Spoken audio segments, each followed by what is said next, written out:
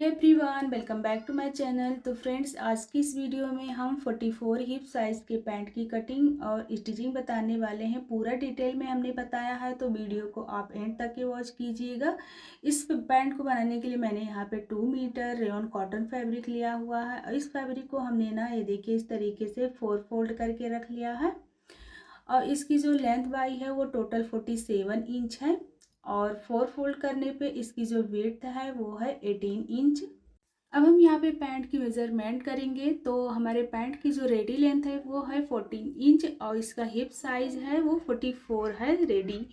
तो उसी के अकॉर्डिंग हम यहाँ पे निशान लगाएंगे। तो सबसे पहले हम यहाँ पे बेल्ट का निशान लगा लेंगे। तो 2 इंच हम यहाँ पे बेल्ट के लिए निशान लगाएंगे और यहाँ पे भी एक निशान लगाएंगे। अब इन दोनों निशानों को मिलाते हुए हम यहाँ पे लाइन ड्रॉ कर देंगे। ये हमारा बेल्ट के लिए हो गया जो हम फोल्ड करेंगे। अब हम इसके कमर का निशान लगाएंगे, तो अपने हिप साइज़ के अकॉर्डिंग हम यहाँ पे कमर का निशान लगाएंगे।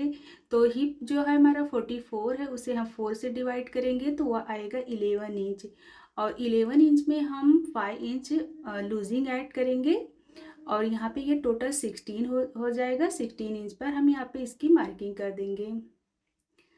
अब यहाँ से हम ना आसन की लेंथ का निशान लगाएंगे। तो जो 2 इंच हमने बेल्ट लगाया है निशान, उसे छोड़ते हुए 16.5 इंच पे हम यहाँ पे आसन की लेंथ का निशान लगाएंगे। टोटल ये हो जाएगा 18.5 इंच बेल्ट का लेकर के।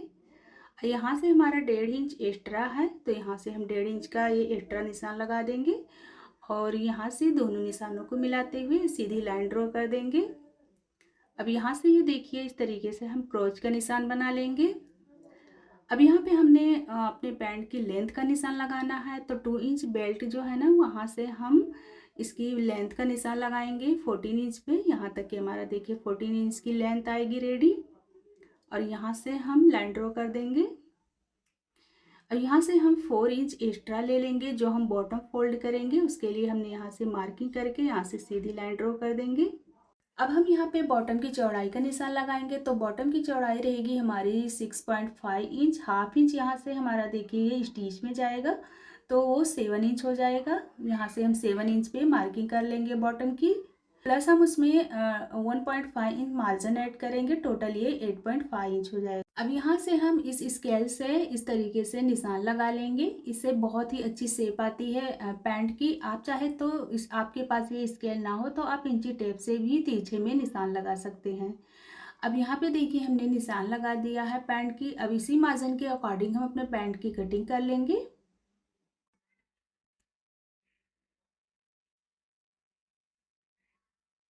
तो यहाँ पे हमने पैंट की कटिंग कर ली है और ये जो साइड से हमारा फैब्रिक बचेगा इसमें से हम आसन की कटिंग करेंगे। तो यहाँ पे हमने डबल फैब्रिक को इस तरीके से फोल्ड करके आसन की कटिंग कर ली है। अब हमारे यहाँ पे देखिए पैंट की कटिंग हो गई है और आसन की भी कटिंग हो गई है। अब हम इसकी स्टिचिंग करना आपको बता देते हैं। तो यहाँ पे हमें पहले इसे इस तरीके से ओपन कर लेना है और एक पार्ट को हम यहाँ पे हटा लेंगे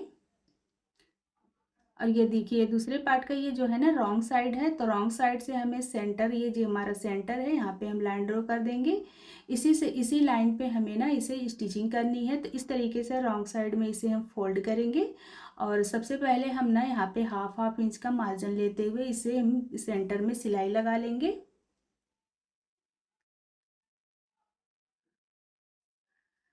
तो यहाँ पे हमने इस तरीके से पूरे में सिलाई लगा ली है नीचे तक। अब इसे हम राइट साइड में पलट लेंगे। राइट साइड में पलटने के बाद में उसी सिलाई के ऊपर हम ना एक सिलाई लगा देंगे फिनिशिंग की।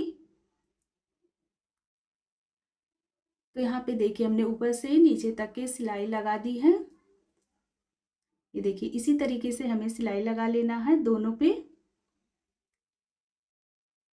अब हम इसका बॉटम रेडी कर लेंगे। तो ये देखिए इसकी राइट साइड है। अब इसे हम ना रॉन्ग साइड में पलट लेंगे और यहाँ पे देखिए हमने बॉटम का निशान लगा दिया है। अब ये हमने लेस ले ली है और यहाँ से हमने इसे इस तरीके से फोल्ड कर लेना है और ये जिसका सेंटर है ना, सेंटर से सेंटर हमें मिलाते हुए यहाँ पे हम पिनअप कर लेंगे। और ये जो हमने लेस लिया हुआ है, लेस को हमें इसके नीचे इस तरीके से रखना है और इसके ऊपर इसे हम स्टिच करके रेडी कर लेंगे। गुम लेस स्टिच करने का ना बहुत ही ये इजी ट्रिक है। देखिए इस तरीके से हमने लेस को स्टिच कर लिया। अब इसे हम ना पलट करके सीधी साइड कर लेंगे और इस बॉटम को ना ऊपर की साइड इस तरीके से फोल्ड करेंगे और यहाँ पे लेस के ऊपर हम एक फिनिशिंग की सिलाई लगा लेंगे राइट साइड से।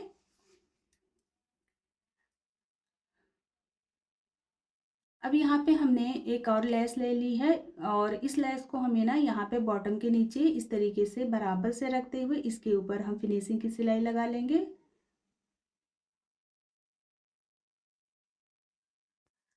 तो यहाँ पे हमने लेस के साथ में बॉटम स्टिच करके रेडी कर लिया है और ये देखिए बहुत इजी तरीका है, ये बहुत ही फिनिशिंग के साथ में ये लेस वाला बॉटम हमारा रेडी हो गया है। अब इसे हम इस तरीके से बराबर से कर लेंगे और एक्स्ट्रा फैब्रिक कटिंग कर लेंगे। अब यहाँ पे हम ना आसन की स्टिचिंग कर लेंगे। तो यहाँ नीचे वाले साइड से हमें, जिस साइड से हमारा क्रोच वाला एरिया ना, उस साइड से हमें इस तरीके से आसन को रख के इसे हमें ज्वाइंट कर लेना है। अब इसे हम सीधी साइड पलट करके इसके ऊपर एक फिनिशिंग की सिलाई लगा लेंगे। तो देखिए हमने आसन की स्टिचिंग कर ली है। अब यहाँ पे हम दूसरा वाला पार्ट लेंगे और ऊपर की साइड से ये देखिए इसका आसन है। यहाँ ऊपर वाली साइड से हमें दोनों पार्ट को इस तरीके से मिलाते हुए रखना है और इसे हम ना स्टिच करके ज्वाइंट कर लेंगे। तो इसी तरीके से हमें दूसरे साइड भी आसन की स्टिचिंग कर लेनी है। तो यहाँ पे देख सकते हैं हमने आसन की स्टिचिंग कर ली है। अब इसके ऊपर भी हम फिनिशिंग की सिलाई लगा लेंगे। इससे क्या होता है ना, आसन जो है एकदम बहुत ही मजबूत हो जाता है। इसी तरीके से हमें आसन की स्टिचिंग कर लेनी है। बहुत ही इजी तरीका है ये देखिए दोनों साइड से हमने आसन की स्टिचिंग कर ली है और अब हम ना बेल्ट स्टिच करेंगे। तो यहाँ पे इस तरीके से हमें मार्जिन के अकॉर्डिंग इसे फोल्ड करना है और बेल्ट को स्टिच करके रेडी कर लेना है। तो यहाँ पे देखिए हमने पूरे में बेल्ट स्टिच कर ली है और यहाँ पे हमने 1 इंच ना ओपन रख दिया जहाँ से हम इलास्टिक ऐड करेंगे। अब यहाँ पे हमने कमर के अकॉर्डिंग इलास्टिक ले ली है और इस इलास्टिक की जो लेंथ है वो है टोटल 35 इंच। आप अपने कमर के अकॉर्डिंग इलास्टिक ले सकते हैं। अब इस इलास्टिक को हमें पिन की हेल्प से इस तरीके से इसमें इंसर्ट कर देना है। दूसरे साइड से हमें निकालते हुए इलास्टिक को पहले हम रफू कर लेंगे। उसके बाद में ये जो ओपन वाला एरिया है उसे हम स्टिच करके रेडी कर लेंगे और उसके बाद में हम बेल्ट को अच्छे से सेट करते हुए इसके सेंटर में सिलाई लगा लेंगे। सेंटर में सिलाई लगाते समय इस तरीके से हमें खींचते हुए सिलाई लगाना है और ये देख सकते हैं हमारा बहुत ही फिनिशिंग के साथ में बेल्ट रेडी हो गया है। अब हम ना इसके फिनिशिंग की सिलाई लगाएंगे। तो यहाँ पे देखिए बेल्ट हमारा रेडी है।